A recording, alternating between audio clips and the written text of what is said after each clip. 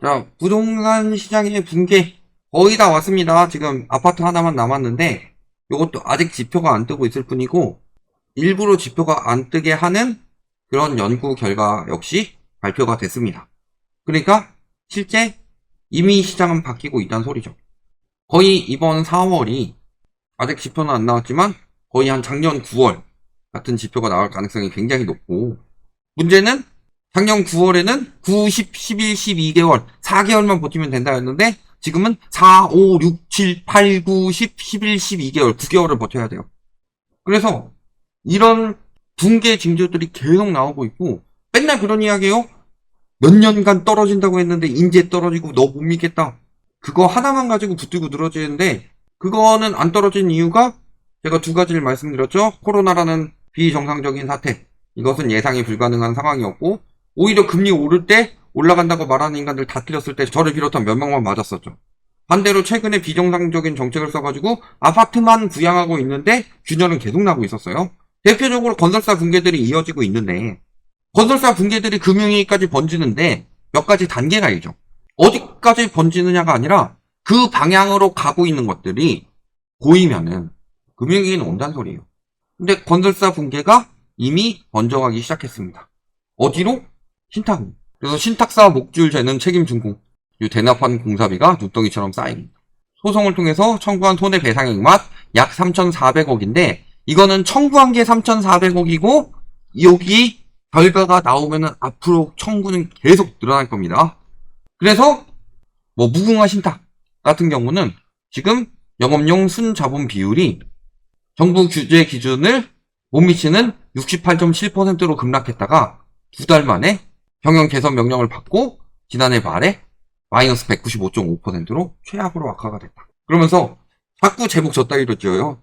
신탁사 목줄재는 책임 준공. 근데요, 신탁사가 하는 일이 저거 아니에요? 신탁사들이 왜 저기 돈을 받아요? 문제 생겼을 때 책임지라고 돈 받는 게 신탁사예요. 책임 준공 때문에 신탁사들 목줄이 잰다. 그것 때문에 신탁사가 만들어져서 돈 벌고 먹고 사는 거다.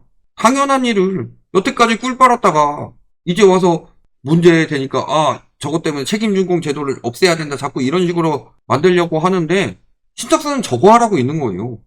안 그러면 신탁사가 돈 받을 이유가 뭐가 있어요? 무려 사업비의 2%를 받아가는 고수익 구조인데, 제가 그래서 우리나라 이번 사태는 글로벌 금융위기 때랑 굉장히 비슷하게 나올 가능성이 높다고 그랬죠. 글로벌 금융위기 때 집값이 계속 올라가고 부동산 시장은 계속 호황이 될 것이다 라고 생각을 해서 저렇게 앞다투어 사업을 늘려놨죠. 신탁도 마찬가지예요. 무너질 거라고 생각하면 저렇게 공격적으로 투자 못하죠.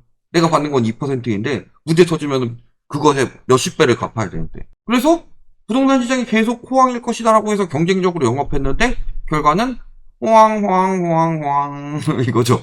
완전 그런 상황 아니냐. 그러니까 이미 부동산 시장은 지금 몇 년째 무너지고 있는 상황이에요. 집값만 겨우겨우 버티고 있는데 그 집값 버티는 것도 아직까지 맨날 올라간다. 왜 맨날 올라간다고 나올까요? 이거 부동산원의 수작이에요. 자, 부동산원 주간 통계가 집값에 석 달 늦게 반영이 된다고 합니다. 아니, 실거래 신고일이 30일인 이유가 뭐예요? 문재인 정부에서 실거래 신고일 30일로 바꾼 이유가 뭐예요? 반영이 늦으니까, 신고일을 60일까지 늘려놓으니까 반영이 늦으니까 30일로 줄여서 빨리 반영을 하겠다라고 했는데, 부동산원 이 미친 기관이 줄이면 뭐해? 우리는 3개월 이후에 반영할 거야. 특히 하락일수록 더더욱 더 늦게. 그래서 연구를 해봤더니 오히려 금리가 급격히 상승하면서 가격 변동이 심하던 2023년 연말, 그러니까 2023년 9월부터 하락 나왔는데 이때 반영 되게 늦게 했었죠. 하락기 때 오히려 더 늦게 반영을 한다. 그 이유는 부동산원의 자의적 판단이기 때문이죠. 원래는 실거래 중심으로 분석을 하는데 실거래가 없는 단지에는 조사원의 주관이 개입이 된다. 그러니까 실거래는 딴 데는 떨어지고 있는데 호가 올라간다는 거 가지고 상승이라고 자꾸 반영을 하니까 하락이 나오는데도 석 달이나 늦게 반영이 되는 거다. 그래서 제가 오늘 아까 방송 전에 올라간 영상에서도 그 얘기 했었죠. KB야 원래 민간 지표이고 걔네야 저기 호가 반영 안 하고 지표를 잡아버리면은 사람들이 그 호가에 맞춰서 집을 살 때 대출이 안 나오잖아요. 그러니까 KB는 그렇다 치더라도 부동산원은 보수적으로 해야 되는데 부동산원도 그러고 있고, 부동산원 실거래 가격 지수가 9월에 떨어졌는데 12월까지 하락 지표 안 나왔었죠. 근데 딱 그때 실거래 가격 지수 떨어질 때 카리스 공인중개사협회에서 만든 지표도 똑같이 하락이 나왔었죠. 9월에. 먼저 나왔어요. 선반영돼서 실거래 가격 지수가 그 다음에 하락이 나왔어요. 그것도 은근슬쩍 상승으로 돌려놨죠. 실거래 가격 지수 나온 다음에 돌아가는 게 말이 안 돼요. 실거래인데. 신고기간 30일 이후에 가격 지수가 나오는 거고. 근데 반영이 늦었죠. 그래서 공인중개사 협회 쪽에서 잘못됐다는 식으로 이야기하고, 협회도 올라가면 올라갈수록 좋으니까 얘네랑 맞춰가겠다 이런 식으로 바꾸면서 그런 지표 안 나오게 막고 있죠. 지금도 마찬가지예요. 아마 4월 실거래 가격 지수 하락 떴을 가능성 굉장히 높아요. 거래량이 급감하면 보통 그랬다. 떨어질까봐 주관이 개입이 되는 거다. 그러면 왜 국가에서는 부동산 하락을 그렇게 막으려고 할까? 국가 지표라든가 이런 지표들을 토대로 하락 지표가 나오는 것을 왜 그렇게 막으려고 할까요? 지금 아마요, 집값 떨어지게 되면요, 경제 지표는 진짜 최악이라는 게 드러날 겁니다. 근데 말씀드렸지만 이건 전세 사기랑 똑같다고 그랬어요. 전세 사기 어때요? 지표상으로 올라갈 때 문제 안 됐었죠. 호가 올릴 때 문제 안 됐어요. 호가마저 떨어졌을 때 문제가 터지기 시작했죠. 근데 호가가 떨어지고 실거래가가 떨어져서 문제가 터진 게 아니라 그 전부터 문제가 있는 구조였는데 올라가니까 보이지 않았던 거죠. 그러니까 경제는 폭락 때문에 망하는 게 아니라 폭등 때문에 망하는 거예요. 폭락 때 그 문제점들이 드러날 뿐인 거지. 집값 폭락하면 나라 망한다라고 말하는 인간들이야말로 나라 망치는 주범들이다. 매국노들이고.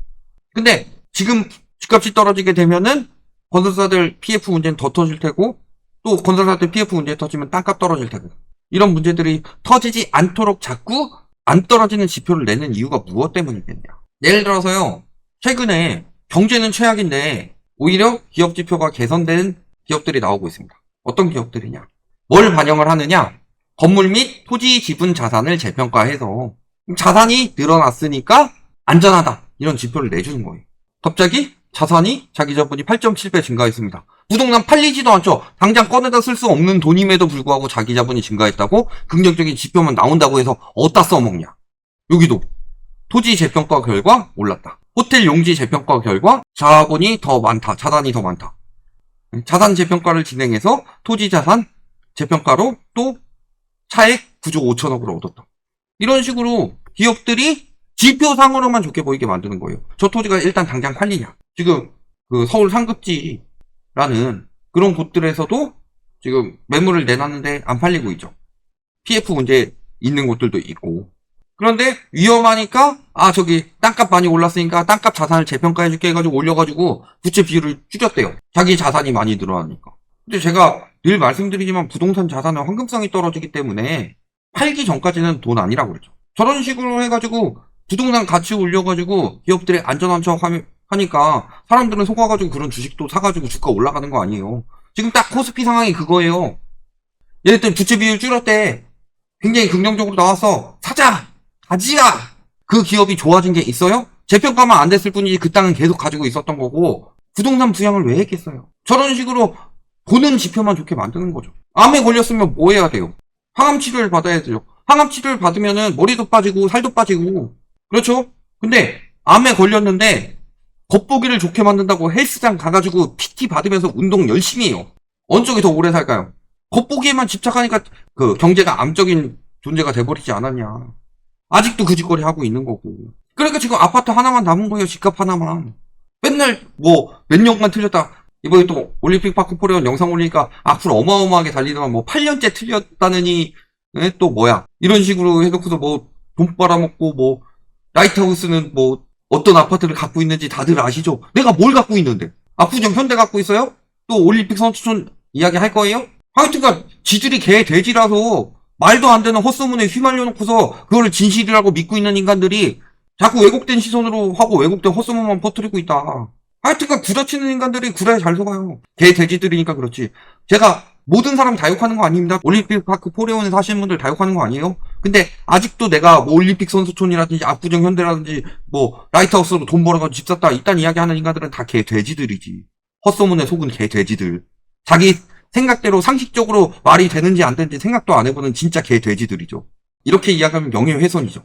개랑 돼지에 대한 명예훼손이다. 뭐가 그렇게 틀렸는데. 자, 요즘 터지고 있는 거 아파트 빼고 거의 다 경고대로 무너졌죠. 제가 전세 사고 저거 터진다고 그랬죠. 빌라 사태 무조건 터진다고 그랬어요. 이 영상뿐만이 아니라 신축 빌라 관련 영상 해가지고 여러 개를 토대로 빌라 전세 들어가지 말고 절대 빌라 전세 들어가지 마라. 빌라는 쳐다보지도 마라. 사지도 마라. 신축 빌라 사지도 마라. 또 지식산업센터 수익형 호텔 레지던스가 생활형 숙박시설입니다. 상가 무너진다. 지금 상가 공실 어마어마하죠. 이런 것들 다 미리 경고했어요. 이거 다 언제 영상일까요? 딱 5년 전 영상이에요. 5년째 틀린 이야기를 하고 기우제를 지내는 게 아니라 일어난 일들에 대해서 다 예측을 했는데 변수 때문에 집값만 안 떨어지고 있는 것일 뿐이다. 그러니까 집값 안 떨어지니까 저런 것들은 더 망해가는 거고, 이제 와서 무너지고 나서 무너진다고 말했으니까 때가 돼서 이야기한 사람들은 맞춘 거고, 저는 5년 전에 이야기했으니까 기우제예요? 그 사람들은 5년 전에 분양받고 지금 작살나고 있는 건데. 그리고 또 이야기하는 거 있죠. 문재인 정부가 고가주택 및 다주택에게 규제를 강화해가지고 세금 부담을 늘리고 있다. 세금 부담을 늘리고 있는 게 아니라 평등하게 하는 거예요. 저가주택보다 오히려 고가주택이 세금을 덜 낸다. 물론 세금 금액이 적다는 게 아니라 내가 가지고 있는 자산 대비로 그 자산에 맞는 세율에 맞게 내지 않는다. 왜? 공시가격 때문에. 공시가격이 제대로 측정되지 않으니까. 제가 그럼 공시가격 제도 폐지해야 된다고 그랬죠. 실거래가 기준으로 가되 당시의 실거래가로 가야 된다고 그랬죠. 제가 이야기한 것들 중에서 안 한 것들 말고 이야기한 대로 해가지고 틀린 거 있어요? 예를 들어서 그 대위 변제 안 될 때 그 빌라 어차피 무게투기니까 매입해가지고 전세 내줘라. 그게 든든 전세 주택이 돼가지고 대위 변제가 잘 되고 있는 상황이 됐죠. 전세가는 자극하지 않으면서 주거 안정을 만들 수 있는 정책이다. 이런 것도 몇 번이나 이야기했는데, 부동산 부양하는데 혈안이 된 부양신들 때문에 서민들 경제만 고통스러워서 지금 먹는 것도 줄이고 생계형 범죄가 늘어난 상황이 됐어요. 그래도 안 무너질까요? 이미 IMF가 역성장 경고해가지고 1인당 GDP 떨어진다고 경고했는데, 딱 진짜로 마지막 심리. 왜? 원래는 부동산 사이클이 있는데 그 사이클대로 떨어지지 않고 코로나 터지면서 더 올랐으니까 심리가 미쳐가지고 역대급 부동산 불패 심리를 가지고 있는 사람들이 지금 집을 사가지고 버티고 있을 거예요. 그게 마지막으로 남은 거지. 나머지 집값 빼고 안 무너진 게 뭐 있냐. 거래량 무너졌지. 전세 좀 있으면 무너질 거지. 미분양 늘어나고 있지. 건설사 무너졌지. 건설사 무너지는 게 신탁까지 번졌지. 이게 이금융으로 곧 번지겠지. 이미 예전부터 경고해왔던 것들 다 무너졌지. 뭐 남았어요?